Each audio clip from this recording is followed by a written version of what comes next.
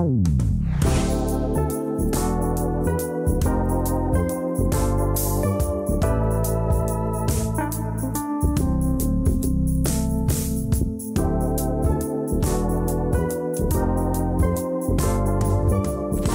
teman-teman, selamat datang lagi di channel Grid Auto.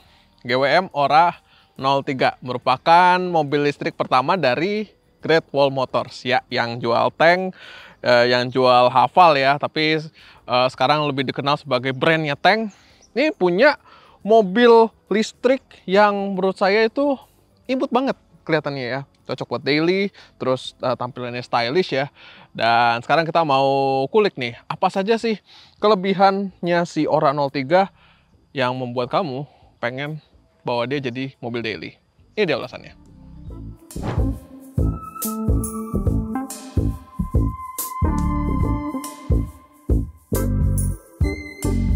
Dan alasan pertama kenapa teman-teman pengen bawa mobil ini daily adalah dari desainnya. Stylish, imut, dan memang seperti kucing. Kalau kita ya kasih benang merah dikit ya. Jadi Ora 03 itu sebelumnya disebut sebagai Ora Good Cat ya. Dan estetikanya itu kayak kucing gitu. Ngeliat dari siluetnya, ngeliat dari mukanya dengan lampu bulat dua yang dengan mata besarnya itu. Ya kalau mau dibilang mirip Volkswagen bisa, mau dibilang mirip Porsche bisa. Kenapa? Karena ya mobil ini didesain oleh mantan desainer Porsche teman-teman. Jadi ya apa ya, lekukannya tuh banyak retronya, banyak imutnya, apalagi ngeliat emblemnya gitu ya, emblem Ora gitu. Dia kayak mata anime, padahal itu ternyata seru ya. Oke, kita ke samping. Nah, ini bisa kelihatan ya, warnanya putih dicampur atap hitam, jadi sudah in tune dengan tren sekarang dengan warna two tone ya. Dan peleknya lihat ini juga imut ya, kayak klasik gitu, kayak pelek klasik gitu ya. Memang kesannya adalah retro dan memang apa ya, keren gitu, stylish. Nah kalau ngeliat ke belakang, ini desainnya seperti hatchback biasa aja ya. Malah saya ngelihatnya kayak Nissan Leaf tapi dengan finishing yang lebih proper dan lebih imut gitu ya, dengan light bar ketimbang yang turun ke bawah situ. Nissan Leaf generasi pertama ya, bukan generasi kedua, generasi pertama. Ini Ora 03 di bagian belakang itu mirip gitu. Jadi ya menurut saya sih dari samping ke depan gitu ya, retronya kerasa, tapi pas ngeliat ke belakang ini kayak generik banget gitu. Oke, kita lihat di bagasinya. Dan BTW kalau misalnya si pintu bagasinya ini dibuka, lampu rem yang bawah sini yang nyala. Jadi ini kalau bisa ditutup ini nyala, tapi kalau dibuka yang bawah yang nyala gitu. Oke, ini bagasinya memang nggak terlalu besar ya. Tapi dari segi space gitu ya, ini masih muat untuk koper yang lumayan besar dan dapat privacy juga, jadi ketutup. Plus dia dapat kayak ada gantungan juga di sampingnya, dan ini bisa dilipat rata 60-40, jadi bisa lebih lega. Kalau ngeliat ke bawahnya ya nggak ada ban serep, adanya charger, terus ada tire apa namanya, tire mobility kit, terus ada space bisa mau dimasukin apa kamera gitu. Ini contoh aja ya kameranya ya gitu.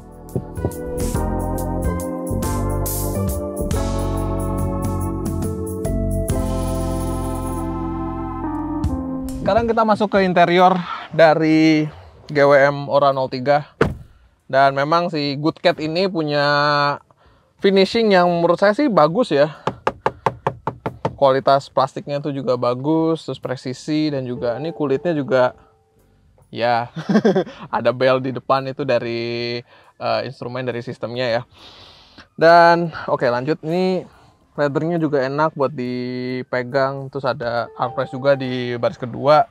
Dan dari space itu ini mewah banget, lebih dari 10 jari ya, kira-kira berapa nih, 2 atau 13 jari untuk posisi mengemudi saya. Jadi duduknya ini enak nih di sini nih. Ya memang nggak enak atau sesempurna itu ya, karena lantainya tinggi jadi agak naik juga ininya apa namanya pahanya, jadi mungkin beberapa agak kurang nyaman.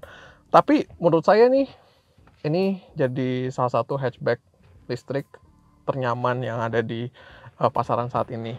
Terus amenitiesnya juga udah dapat charger, udah dapat tempat buat taruh barang di sini, di balik jok penumpang juga ada, terus juga di pintu juga ada. Tadi udah kita sebut armrest, di sini udah ada cup holder juga. Jadi ya lumayan lah, apalagi dengan atap ini nih udah dapat panoramic sunroof juga, jadi kelihatannya lebih lega gitu. Sekarang kita lihat ke depan untuk ngecek apa aja fiturnya. Let's go. Oke, kita pindah ke depan dan di sini langsung kelihatan ada tempat buat HP ya. Oke, kita pindahin itu satu. Oke, kita bahas desainnya dulu. Dan ini menurut saya sih pas dengan apa ya, tema retro future-nya si Ora 03 ya. Retronya itu kerasa dari setirnya. Ini setirnya itu mengingatkan saya dengan setir VW yang lama yang dual spoke itu. Jadi spoke-nya itu cuma di sini doang, terus di tengahnya itu ya udah bulat gitu. Cuma kalau di sini kan pasti ada tombol-tombol setirnya. Nah, bawahnya itu lowong, nggak ada tri-spoke yang di bawah sini. Jadi kerasanya tuh bisa nyetir begini, tapi jangan ya, nyetir begini. Oke, antar mukanya layar dua-duanya memang bukan yang paling canggih di kelasnya, karena di rivalnya itu mungkin udah ngasih layar yang lebih bagus. Kalau ini masih cenderung yang lebih simpel tapi sudah sangat informatif. Udah dapat konsumsi listrik, udah dapat informasi ADAS, range, semuanya di sini. Terus juga head unitnya juga sudah memiliki banyak fitur ya. Ada Apple CarPlay, Android Auto, terus vehicle settings dan mode juga bisa di setting di sini semuanya. Tapi yang perlu saya highlight dari fitur yang ada di dashboard ini dan juga di interior ini adalah bagaimana GWM itu memberikan kesan yang tidak intrusif di sini. Nih, kontrol AC semuanya masih bentukannya tuh imut ya, kayak switch knob klasik gitu, tapi yang begini nih yang dicari. Ini yang memberikan kita sense of apa ya, manual analog gitu. Jadi kerasa gitu ketimbang kita harus mencet-mencet di layar. Terus juga di setirnya, lalu di sampingnya ini ada beberapa tombol yang bisa langsung diakses, termasuk untuk mode berkendara dan untuk mematikan mobil. Itu masih kelihatan. Jadi nggak ribet gitu untuk memiliki mobil ini, untuk menggunakan mobil ini itu nggak ribet. Pun juga fiturnya itu banyak yang membantu ya. Udah ada wireless charger, ada sport mode, ada tadi Apple CarPlay, Android Auto, terus juga udah dapat ADAS, Advanced Driver Assistance Systems ya. Yang paling notably adalah dia udah dapat adaptive cruise control dan juga dia udah dapat forward collision warning dan braking juga, lane keeping assist juga udah. Meskipun dia nggak ada blind spot monitoring ya. Jadi di satu sisi nggak ada blind spot, tapi di sisi lain itu sudah membuat kita nyaman berkendara gitu. Terus apa lagi ya? Oh iya, ini kontrol untuk panoramic sunroofnya di sini ya. Yang bisa dibuka juga kacanya. Wah. So overall dari segi fitur, menurut saya di Ora 03 itu sudah in tune dengan tren sekarang mobil listrik. Tapi di sisi lain memang masih ada beberapa yang kerasa outdated ya. Mungkin GWM bisa segera upgrade, tapi untuk bagian yang ini nih, please jangan hilangin ya. Sebelum kita lanjut, kayaknya enak nih kalau ngecas dulu ya, soalnya baterainya ini udah tinggal dikit. Ya udah, kita gas aja ya.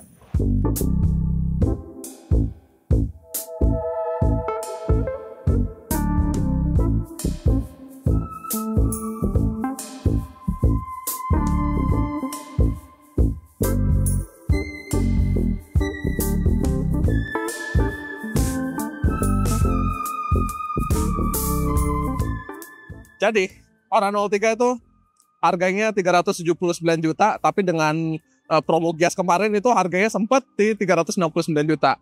Dan dengan harga tersebut, mobil ini tuh udah dapat baterai yang cukup jauh jarak tempuhnya. 400 km tepatnya dengan baterai 47,8 kWh LFP.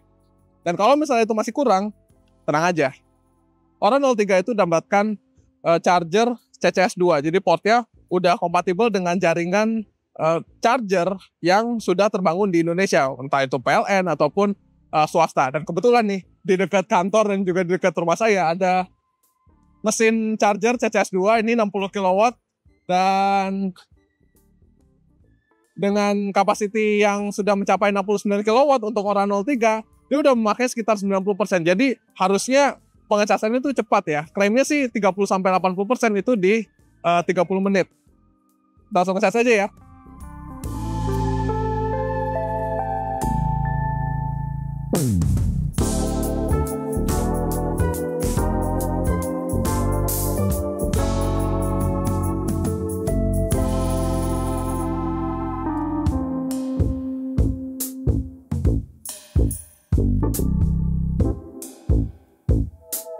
Oke, sekarang sudah dicas, berarti sudah aman. Dan ini kita akan lanjut membahas Oran 03, tapi kira-kira dari mana ya? Dari kenyamanan dulu, apa dari performa dulu gitu kan? Kayaknya dari kenyamanan dulu ya. Dari kenyamanan dulu, soalnya mobil ini memang didestin untuk daily, yang stylish. Kenyamanannya itu menurut saya memuaskan banget. Joknya empuk gitu ya, terus dari segi handlingnya itu tidak terkorbankan meskipun dengan bantingan yang empuk. Kenapa? Karena mobil listrik Tiongkok rata-rata punya suspensi itu yang empuk banget, empuk punyoy gitu. Jadi kalau ketika ketemu ketemu speed bump atau speed trap gitu kan, itu rasanya tuh bener-bener kayak disetrika gitu loh. Dan di sini juga sama, rasanya memang empuk-empuk nyoy, tapi empuk-empuknya itu nggak terlalu nyoy gitu. Karena masih bisa memberikan handling yang stabil. Jadi balance gitu terasanya, kenyamanannya. Jadi nggak terlalu empuk, tapi masih bisa, misalnya kalau kita menikung yang lebih cepat gitu ya, dia masih bisa stabil. Dan of course, nggak bikin mual, gitu. Itu dari handling, kenyamanan, dari suspensi. Kalau kenyamanan lainnya yang mesti kita sebut adalah dari segi kekedapan kabin, ini bagus banget. Saya puas banget dengan kekedapan kabin mobil ini. Karena ketika jendela ini tutup, rasanya kayak benar-benar di ruangan yang private gitu ya. Benar-benar kedap. Bahkan suara motor yang biasanya seliweran di luar itu juga benar-benar teredam dengan baik gitu. Wow, peredaman suspensinya oke, peredaman suaranya oke, dari handling oke, meskipun bukan yang paling tajam, tapi oke tetap. Sekarang kita ke performa.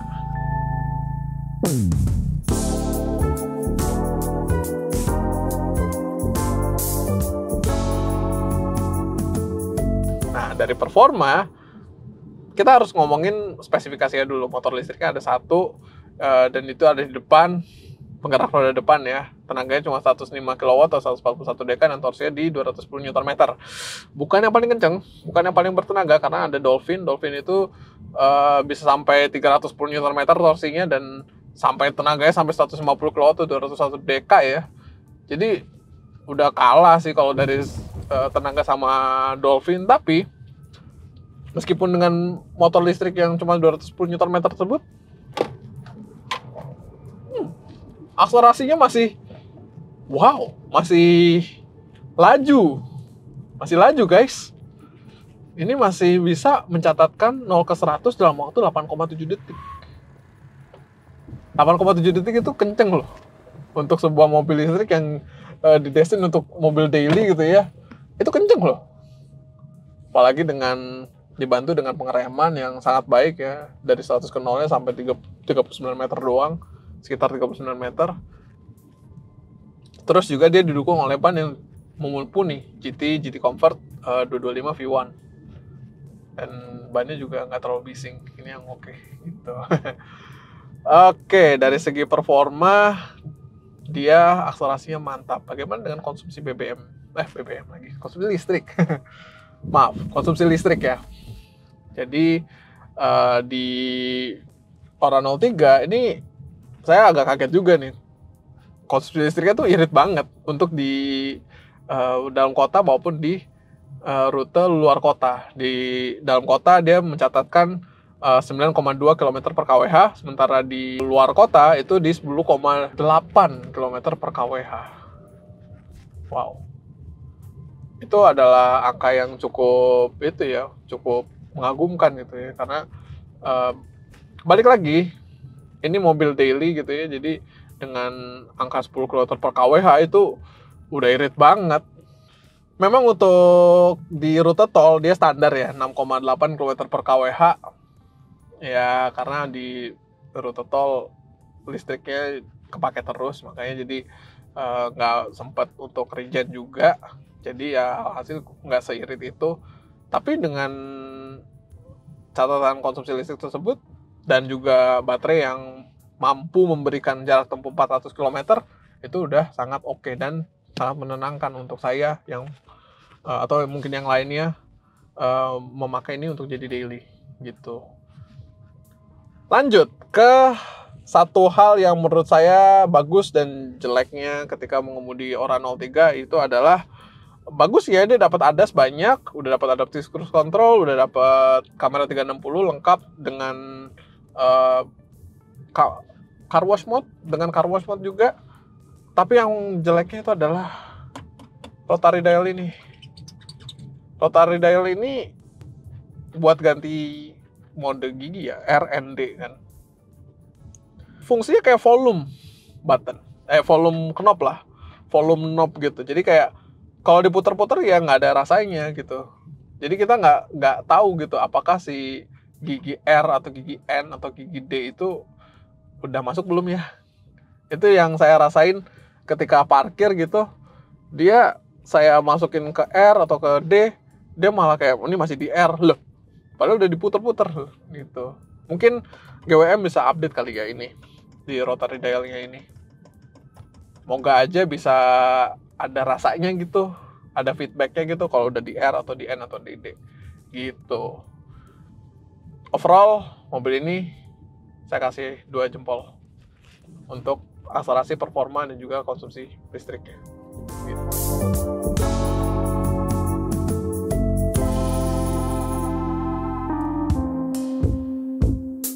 Oke, sebagai penutup saya mau recap kenapa Ora 03 tuh cocok untuk dipakai daily ya. Pertama dari kenyamanannya, dia oke.